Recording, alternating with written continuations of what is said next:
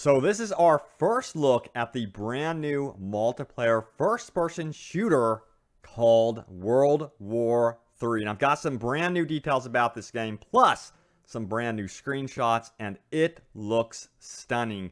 Apparently, they're trying to take on Battlefield with this game, and we've got some brand new gameplay, in-game footage, I should say. This right here is apparently in-game gameplay footage. So that is absolutely incredible if the game actually pans out to look this good in the end. But yeah, what is World War III? So that is going to be the question. But take a look at some of these new screenshots, by the way. I'm going to also go over the confirmed map locations, as well as some other details, including customization and much more in this video. And I'll break down some of these screenshots a little bit in more detail in just a moment. But yeah, let's go to the article I have here. So this is being developed by Farm 51, the studio behind Get Even, and Painkiller, Hell, and Damnation.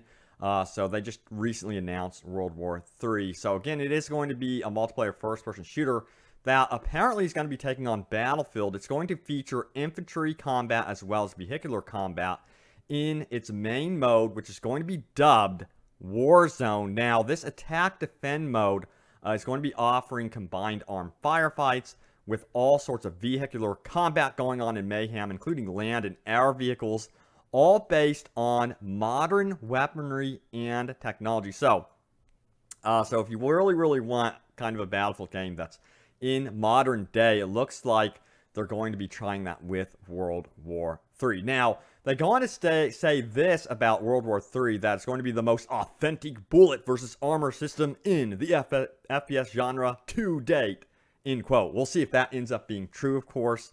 We'll see what happens with that one. You know, Escape from Tarkov probably has some of the most realistic guns ever and realistic systems, but a lot of people feel that that game is probably maybe too hardcore for them, and perhaps World War III will offer something between Battlefield and Escape from Tarkov. We'll have to wait and see about that one. Now, they go on to say that what this means concerning the authentic bullet versus armor system is that it's going to be promising a ballistic system that takes into account weight, body armor, and incorporates physics-based movements and vehicular mechanics. Now, they are going after a squad-based game where team play is going to be the focus, and there is going to be another game mode called Recon, which, by the way, is a Battle Royale style mode where squads of players are tasked with capturing high-value targets.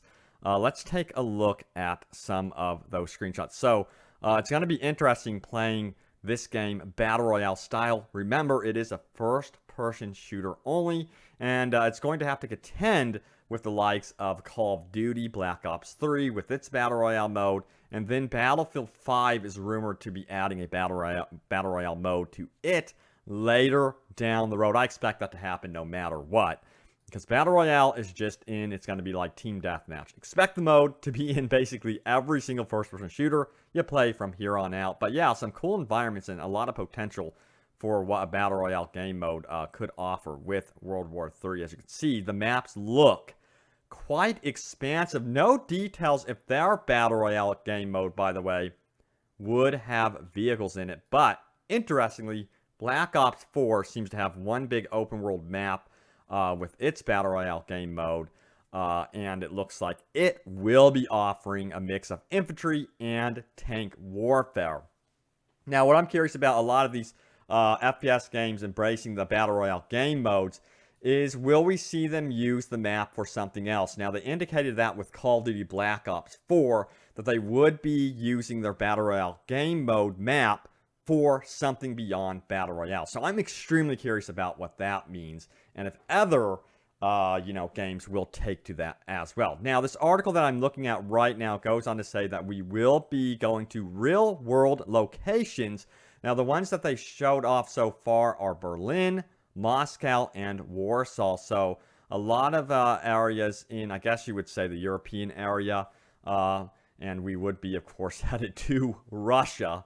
So I don't know what the story will be with this one. There's no mention, by the way, of a single player campaign. So I don't think that's going to be something that will be happening with this game at all. And in fact, the big focus will be multiplayer, but also customization will be playing a big part in World War III. You'll be able to choose from individual weapon parts, uniforms and attachments, and of course skins based on the real world scenarios that you are playing in. So I don't think you're going to be seeing stuff as wacky as Fortnite, of course.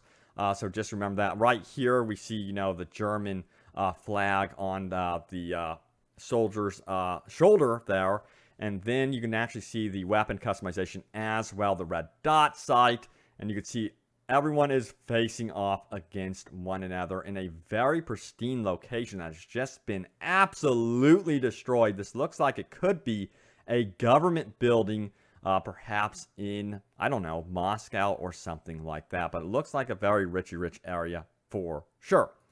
And then we have this location here. Everything is basically on fire. This is World War III. But you can see how rich the detail is in this guy's uniform. And I cannot wait to see and learn more about the customization options. Now, one thing to know about this guy's gear here is it looks like perhaps night vision could be a thing. So perhaps we will be going to nighttime in some of these maps. So that would be really cool. Of course, I don't really like too many maps to be nighttime. I remember Battlefield Hardline came out with a ton of maps that were dedicated to nighttime, and it filled up the rotation with nighttime map after nighttime map. And it really was a bummer when they did that, at least for me personally. So hopefully they have, if they do nighttime, I think it would be wise to have like a spec ops server where you really do know that you are going into nighttime, or just have options with lighting and stuff like that. But it would be cool to have the tactical option to use night vision during nighttime. Here's a look at one of the tanks you will be able to control in the game. These aren't like AI tanks you call in. You will be able to take full control of the tanks. Now, this is being dubbed a squad multiplayer first-person shooter. So that's something to really, take to, of course, with this one. And you're probably wondering about the release date with this game. It will be coming out this fall in early access of 2018. So fall 2018 to Steam early access. No details yet about PS4 or Xbox One, but I imagine that this team would want to work their way to consoles if this game ends up being successful. Now, this shot is really cool. Here we are in the subway, and I believe that these are Russians. I'm not too sure here. I can't see the insignia, but the insignia on their shoulder pads look like it's possibly in a Russian type location here, because those were the only real locations that were indicated here in the article and from the trailer, that we would be heading to Berlin, Moscow, and Warsaw. So more European type areas for sure. Now this, we see the German flag over there to the right. This looks like absolute chaos, more of a courtyard, open area. So I imagine sniping in this game would be a big deal, and would be a gameplay style that you can really embrace, of course. I'm the type of player, of course, that really wants to go up close and personal. But remember, you don't have to remain in the tank, and you don't have to be just a soldier here. You can actually go to the air and play in these jets that you see in the sky. So there is going to be air combat in the game, and there is going to be sea vehicles as well. We haven't seen anything from that yet.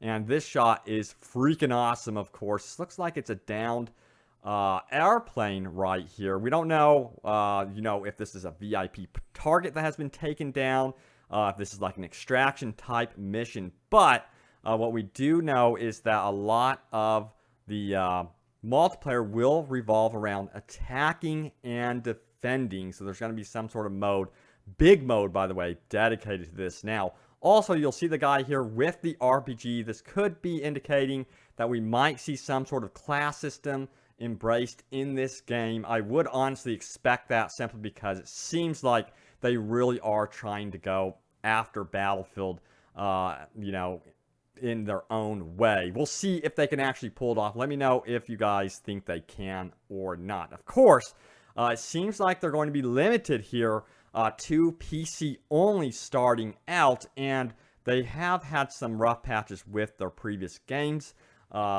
You know, they have not received like 9s out of 10s or anything like that. I think the meta score for their last game was like 65%, but we'll see what happens with this one. They could really nail it down.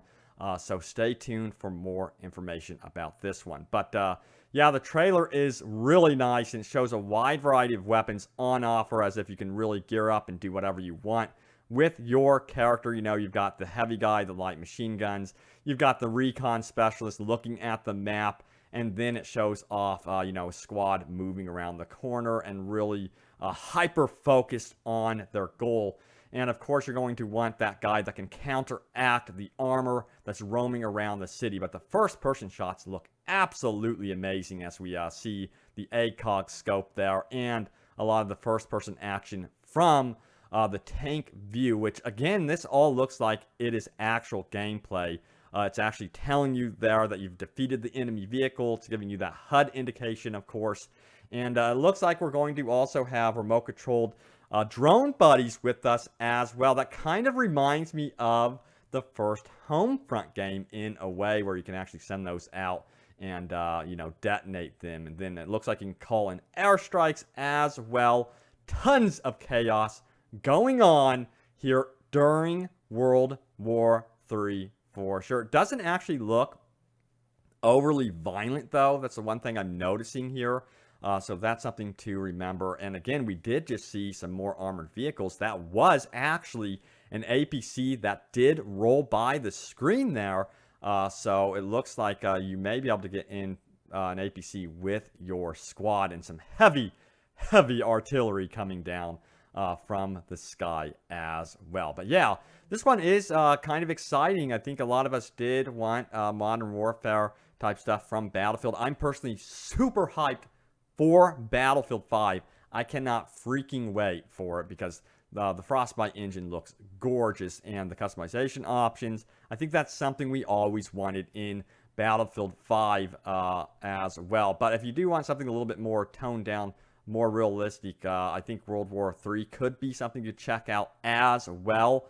So yeah, exciting times for FPS fans, especially fans of, you know, big multiplayer shooters. That's all-out war. There seems to be a lot of options here for sure. But yeah, stay tuned here to Open World Games for more news about World War III. This one looks absolutely crazy here. Actually, that was a shot of this right here. This almost looks like it's almost at nighttime, unless that's just the smoke. But the shot we just saw previously was during the day. So perhaps we will see multiple weather conditions in this game. Stay tuned, guys, for more about World War III, and I will keep you guys updated. Hopefully, World War III doesn't actually happen in real life before this game comes out, of course. That would just suck. But, guys, thanks for watching. I will see you later and soon in World War III.